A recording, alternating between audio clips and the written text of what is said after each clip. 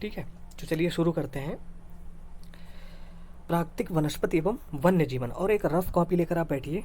तो जो कुछ इंपॉर्टेंट पॉइंट्स हैं उनको आप बुलेट फॉर्म में, ठीक है, ऐसे बुलेट पॉइंट में आप करके बना के लिखते रहिए, जो इंपॉर्टेंट फैक्ट्स हैं जो मैं आपको बताऊंगा। तो चलिए देखते हैं, और पूरा ही चैप्टर बहुत इंपॉर्टेंट है। सलीमा अपने ग्रीष्म शिविर से, देखिए यहाँ पर किसी के माध्यम से बताई जा रही है कहानी पूरी।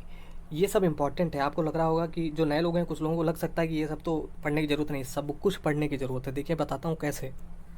तो सलीमा अपने ग्रीष्म शिविर से बहुत उत्साहित थी। अपने सहपाठियों के साथ वह हिमाचल प्रदेश में मनाली देखने गई। तो पूछा जा सकता है एग्जाम में कि मनाली किस प्रदेश में स्थित है, उत्तराखंड में स्थित है कि हिमाचल प्रदेश में स्थित है, ठीक है, कि अरुणाचल प्रदेश में, कहाँ स्थित है। तो मनाली कहाँ है, हिमाचल प्रदेश में स्थित है, ठीक है। ये सब चीज़ों को आपको ध्यान में रखना है, इनको नोट कर सकते हो आप। जो नोट्स आप बना रहे हो तो उसके आगे लिख सकते हो कि मनाली, और आगे लिख सकते हो हिमाचल प्रदेश। तो अपने सहपाठियों के साथ वह कहाँ गई सलीमा, हिमाचल प्रदेश में मनाली देखने गई थी। उसे सब स्मरण था कि बस जैसे जैसे चढ़ाई पर जा रही थी वह स्थलाकृत एवं प्राकृतिक वनस्पति के बदलते रूपों को देखकर कितनी हैरान हो रही थी। इसका मतलब क्या हुआ कि जैसे जैसे वह पहाड़ के ऊपर चढ़ रही थी, जैसे जैसे ऊपर जा रही थी, तो क्या क्या बदलाव उसने देखने को मिल रहे थे। एक तो स्थलाकृतियाँ और प्राकृतिक वनस्पति, इसमें बदलाव आ रहा था। देखो, अगर आप में से किसी ने यूपीएससी का एग्ज़ाम दिया है आईएएस के लिए, या स्टेट पीएससी के, खासकर यूपीएससी का एग्ज़ाम, उसमें डायरेक्ट एनसीईआरटी से आपको ये सारे वाक्य देखने को मिल सकते हैं कि ऊपर बढ़ने पर प्रकृति प्राकृतिक वनस्पति में और जलवायु में और स्थलाकृति में परिवर्तन होता है, ठीक है। तो पूछा जाता है कौन से सही है कथन, कौन से गलत हैं। तो इसलिए बहुत ध्यान से देखिए, इसको समझते हुए आगे बढ़िए। तो जैसे जैसे चढ़ाई पर जा रही थी वह स्थलाकृति एवं प्राकृतिक वनस्पति के बदलते रूपों को देखकर कितनी हैरान हो रही थी। गिरिपाद में स्थित, अब गिरिपाद क्या होता है, जो पहाड़ का निचला हिस्सा, जैसे मान लो ये पहाड़ है तो जहाँ से चढ़ना शुरू करते हैं आधार, उसको कहते हैं गिरिपाद, ठीक है। गिरिपाद में स्थित साल एवं सागवान के घने वन धीरे धीरे अदृश्य हो गए थे, तथा वर्तमान की ढलानों पर तथा पर्वत की ढलानों पर पतली नुकीली पत्तियों तथा शंक्वाकार वितान लंबे वृक्ष दिखने लगे, ठीक है। कहाँ पर, जैसे जैसे चढ़ना शुरू किया पर्वत की ढलानों पर, क्या देखने को मिला, पतली नुकीली पत्तियों तथा शंक्वाकार वितान लंबे वृक्ष देखने को मिले। उसे पता चला कि वे शंकुधारी वृक्ष थे। कैसे वृक्ष थे, शंकुधारी वृक्ष थे। अब शंकुधारी वृक्ष क्या होते हैं, नीचे हम लोग पूरा देखेंगे अभी। लंबे वृक्षों पर खिले लाल लाल फूलों पर उसका ध्यान गया। वे कौन से थे, वे रोडोडेंड्रॉन के फूल थे। तो रोडोडेंड्रॉन कैसा होता है फूल, ये यहाँ पे चित्र दिया गया, आप देख लीजिए। ये है रोडोडेंड्रॉन, ठीक है। तो क्या देखने को मिला कि वे रोडोडेंड्रॉन के फूल थे। मनाली से आगे रोहतांग दर्रे तक के रास्ते में उसने देखा कि भूमि छोटी छोटी घास एवं कुछ स्थानों पर बर्फ से ढकी थी। अच्छा, रोहतांग दर्रा कहाँ पूछा जा सकता है, हिमाचल प्रदेश में है, ठीक है। तो ये भी पूछा जा सकता है दर्रों के बारे में, आप नोट कर सकते हो, रोहतांग दर्रा हिमाचल प्रदेश। आगे बढ़ते हैं। सलीमा के अवलोकन से हम अनुमान लगा सकते हैं कि स्थल की ऊंचाई एवं वनस्पति की विशेषताएं एक दूसरे से संबंधित हैं। इसका मतलब क्या हुआ कि जैसे जैसे ऊंचाई प्राप्त होती है, जैसे जैसे स्थल की ऊंचाई बढ़ती है, वैसे वैसे वनस्पति में भिन्नता देखने को मिलती है, ठीक है। तो ये सब लाइनें भी आपको यूपीएससी के एग्जाम में देखने को मिलेंगी। ऊंचाई में परिवर्तन के साथ जलवायु में परिवर्तन होता है तथा इसके कारण प्राकृतिक वनस्पति में भी बदलाव आता है। ये पूरी लाइन आप नोट कर सकते हो। क्या लिख सकते हो कि ऊंचाई में परिवर्तन के साथ जलवायु में परिवर्तन होता है तथा इसके कारण प्राकृतिक वनस्पति में भी बदलाव आता है। चलिए, वनस्पति की वृद्धि, अगला पॉइंट भी नोट कर सकते हो। वनस्पति की वृद्धि किस पर निर्भर करती है, तापमान एवं नमी पर निर्भर करती है, ठीक है। तो वनस्पति की वृद्धि किस पर निर्भर करती है, तापमान पर निर्भर करती है और नमी पर निर्भर करती है। इसके अलावा यह ढाल एवं मिट्टी की परत की मोटाई जैसे कारकों पर भी निर्भर करती है। तो ये सारे पॉइंट आप नोट कर सकते हो, बहुत इंपॉर्टेंट है यहाँ से लेकर यहाँ तक, कि ऊंचाई में परिवर्तन के साथ जलवायु में परिवर्तन होता है तथा इसके कारण प्राकृतिक वनस्पति में भी बदलाव आता है। वनस्पति की वृद्धि तापमान एवं नमी पर निर्भर करती है। इसके अलावा यह ढाल एवं मिट्टी की परत की मोटाई जैसे कारकों पर भी निर्भर करती है, ठीक है। चलिए आगे बढ़ते हैं। इन घटकों में अंतर के कारण किसी स्थान की प्राकृतिक वनस्पति की सघनता एवं प्रकार में परिवर्तन होता है। ठीक है, कौन कौन से घटकों के कारण? जो घटक हमने देखे, जैसे कि तापमान, नमी, ठीक है, ढाल हो गया, मिट्टी की परत की मोटाई हो गई। तो ये कुछ ऐसे घटक हैं जिन पर निर्भर करता है वनस्पति की प्रकृति कि वहाँ की कैसी होगी, सघन होगा या नहीं सघन होगी। ठीक है, तो आगे देखेंगे। आमतौर पर प्राकृतिक वनस्पति को निम्न 3 मुख्य श्रेणियों में वर्गीकृत किया जा सकता है। इसको नोट कर लीजिए कि आमतौर पर प्राकृतिक वनस्पति को कितने प्रकार की श्रेणियों में वर्गीकृत किया जा सकता है? मुख्यतः 3 श्रेणियों में वर्गीकृत किया जा सकता है। कोई भी प्राकृतिक वनस्पति या तो क्या हो सकती है, या तो वन हो सकती है, या फिर क्या हो सकती है, घास स्थल हो सकती है, या फिर क्या हो सकती है, कांटेदार झाड़ियाँ हो सकती हैं। यानी प्राकृतिक वनस्पति को 3 प्रकार से वर्गीकृत किया जा सकता है। किन में? वनों में, घास स्थल में और कांटेदार झाड़ियों में। अब देखते हैं अलग अलग सबके बारे में। तो वन, जो वृक्षों के लिए उपयुक्त तापमान एवं परिपूर्ण वर्षा वाले क्षेत्रों में उगते हैं। तो वन कहाँ उगते हैं? उपयुक्त तापमान उनको चाहिए और वर्षा चाहिए वाले क्षेत्रों में उगते हैं। इन कारकों के आधार पर सघन एवं खुले वन विकसित होते हैं। किन कारकों पर? तापमान पर और वर्षा पर।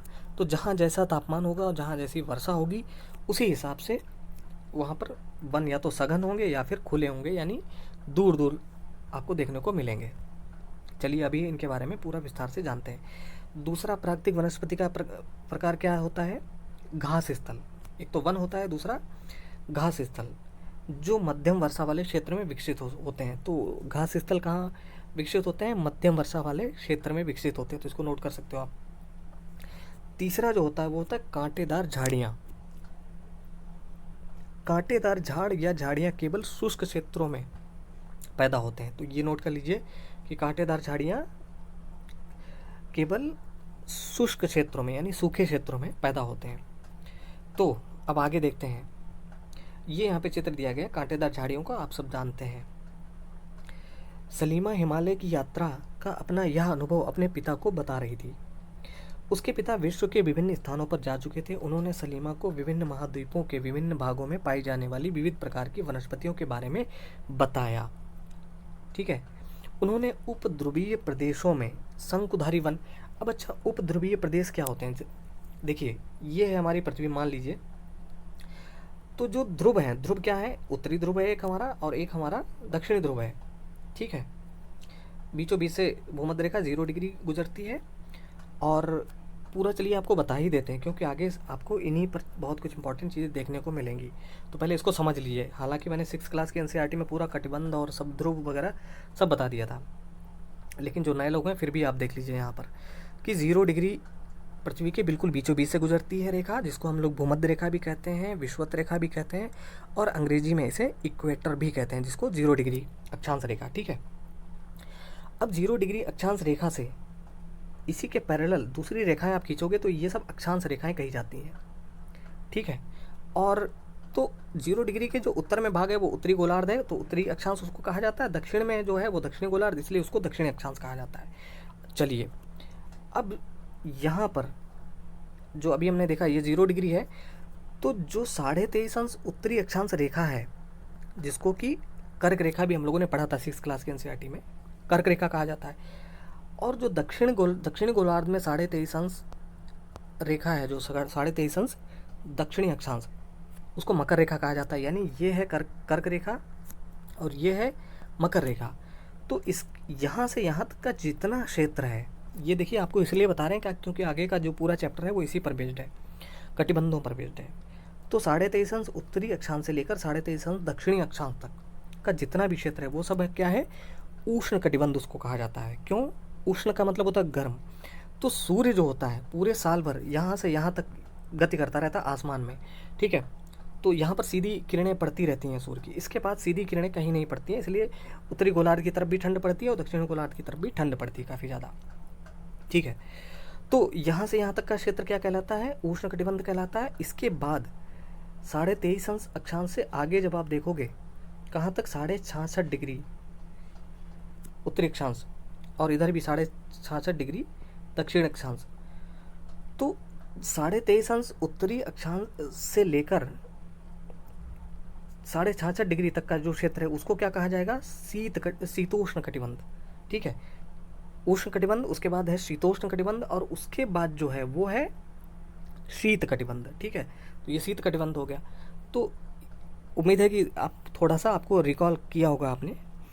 तो जो ध्रुवीय क्षेत्र है, जो ध्रुव है उत्तरी और दक्षिणी गोलार्ध में, आपने देखा होगा, तो उसके उसके आसपास का क्षेत्र है ध्रुवीय प्रदेश कहा जाता है, और उससे भी पहले का जो क्षेत्र है वो उपध्रुवीय क्षेत्र कहा जाता है। ठीक है, तो उनके पिता ने क्या बताया, उपध्रुवीय प्रदेशों में शंकुधारी वन। देखिए, अगर आपको अक्षांश देशांतर और टाइम जोन के बारे में पूरा सब समझना है अच्छी तरीके से, तो 6 क्लास की ज्योग्राफी की एनसीईआरटी पर जो हम लोगों ने चैप्टर देखे थे, तो उनको आप ज़रूर देख लीजिए, सब क्लियर हो जाएगा अगर नहीं क्लियर है तो उन्होंने क्या बताया कि उपद्रवीय प्रदेशों में शंकुधारी वन, रेगिस्तानों में कांटेदार झाड़ियाँ, आर्द्र प्रदेशों में घने उष्णकटिबंधीय दृढ़ काष्ठ वनों के बारे में कई अन्य जानकारियाँ दी। ठीक है, सलीमा समझ गई कि हिमालय के क्षेत्रों में लगभग सभी प्रकार की वनस्पतियाँ पाई जाती हैं जो भूमध्य रेखा से ध्रुव की ओर जाने पर मिलती हैं। ठीक है, तो हिमालय क्षेत्रों में लगभग सभी प्रकार की वनस्पतियाँ पाई जाती हैं। आगे बढ़ते हैं। प्राकृतिक वनस्पतियों के प्रकार में बदलाव का मुख्य कारण जलवायु का बदलाव है। तो प्राकृतिक वनस्पतियों के प्रकार में बदलाव का मुख्य कारण क्या है? जलवायु का बदलाव। मुख्य कारण ये है जलवायु का बदलाव। आइए हम विश्व की विभिन्न प्रकार की प्राकृतिक वनस्पतियों, उनके गुण एवं वहाँ प्रवास करने वाले वन्य जीवों की जानकारी प्राप्त करें, जो कि बहुत इंपॉर्टेंट है। बहुत ध्यान से देखिएगा और इनको आप नोट भी करते जाइए। ठीक है, यहाँ पे लिखा हुआ है, क्या आप जानते हैं? तो क्या आप जानते हैं कि ब्राज़ील के उष्णकटिबंधीय सदाबहार वन, अच्छा, ब्राज़ील जो एक देश है दक्षिणी अमेरिका महाद्वीप का सबसे बड़ा देश है ब्राज़ील, कि कहाँ का? दक्षिणी अमेरिका महाद्वीप का, जो कि किस में आता है? उष्णकटिबंध में ही आता है। कभी आप विश्व का मानचित्र देखिए तो आप समझ जाएंगे। तो ब्राज़ील के उष्णकटिबंधीय सदाबहार वन इतने विशाल हैं कि ये पृथ्वी के फेफड़े की तरह प्रतीत होते हैं। ठीक है, तो चलिए देखते हैं वनों के बारे में।